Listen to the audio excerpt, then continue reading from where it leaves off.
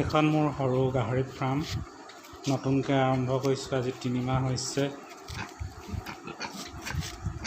3জনী মাইকী গাহৰি আৰু এটা মতা গাহৰি ভৰাইছোঁ ফাৰ্মখনত। এজনী মাইকী গাহৰি, এইটো মতা খাচী কৰিলোঁ কিন্তু এইটো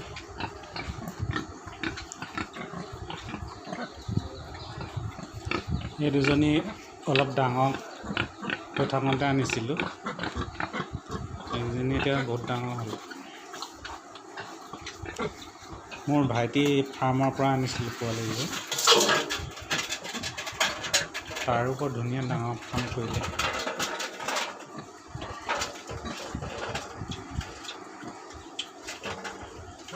এইজনী বৰ গেধেৰি টাইপৰ, অলপ দিবলৈ টান পায়।